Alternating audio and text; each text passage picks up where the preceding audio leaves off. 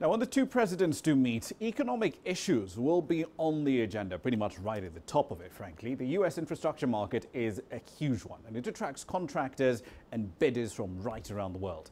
But a combination of high standards and market access restrictions often prevent many from securing top-notch projects. Over the past few years, China Construction America, or CCA, has not only successfully won bids for many local projects, but it's also earned recognition from prestigious American organizations. Zhang Mengyuan tells us more.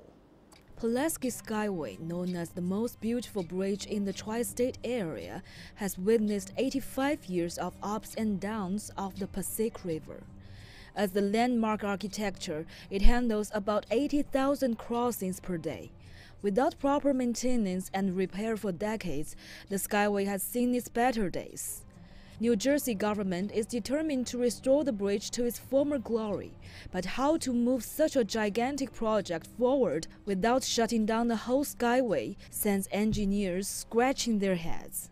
Well, you're building a new deck on an old bridge, on an old steel, so you have to be careful with the old steel, so you have to come up with methods to make sure you don't damage old steel. And you have to be mindful of where you are. There's a lot of public around you, so you got to make sure you come up with ways to not hurt public in doing it, and it's not an easy job. China Construction America set its foot in the U.S. 32 years ago. The company has sponsored many medium to large-sized construction projects like Yankee Stadium Railway Station, Alexander Hamilton Bridge expansion. CCA has kept a 40% growth rate on average during the past decade, with total contract value exceeding $3.5 billion. So now you've got a company, let's say China Construction America, we've made this huge investment here. We're buying local, we're hiring local. We're making the market more efficient because there's true competition. We're making it, when there's no competition, there's a lot of waste. When there's more competition, it's streamlining. So those are all benefits to the United States.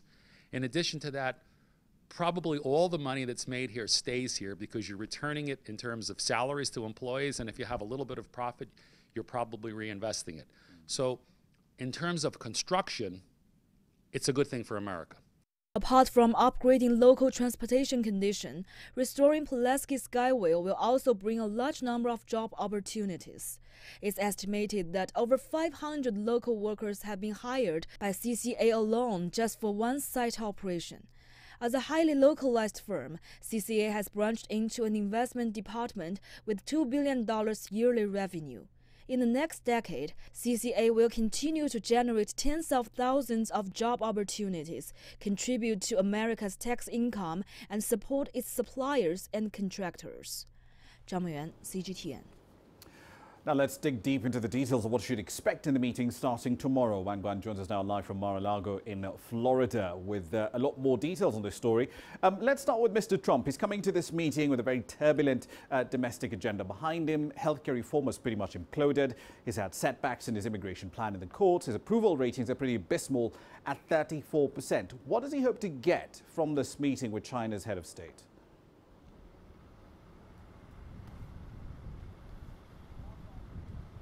Well, Rama, I think it's important to distinguish words from action. President Trump previously said he may walk back from the one China policy, something that he recognized later. And he also said he would get tough on China on trade. But so far, we haven't been hearing or seeing any real actions other than his tweets. So I think it's really important to see what his China trade policy and security policy will take place, how they will take place and take shape in the next couple of days when the two leaders meet in the state behind me, Mar-a-Lago. The two leaders have a lot of issues to cover. Mr. Trump's top State Department East Asia expert said they want a productive, constructive, and relationship. Mr. Trump also himself said he wants this U.S.-China relationship to be reciprocal and also based on win-win cooperation. And the Chinese side, before this summit, actually downplayed the expectation, saying that the fact that the two leaders can meet 3 months after inauguration of Mr. Trump is significant enough. Of course, as to specific issues, it ranges from North Korea, South China Sea, on the security side, also on trade. We'll see how the two leaders tackle the trade deficit, as well as investment issues, the BIT, a investment treaty the two sides have been trying for 10 years to nail down, something that they haven't been able to do. Indeed. Let's focus on that trade issue. Ahead of this meeting, President Trump actually argued in a range of tweets, his preferred medium, quote, "We can no longer have massive trade deficits and job losses. American companies must be prepared to look at other alternatives," end of quote. But in strict policy terms, what exactly are these alternatives that the president is talking about?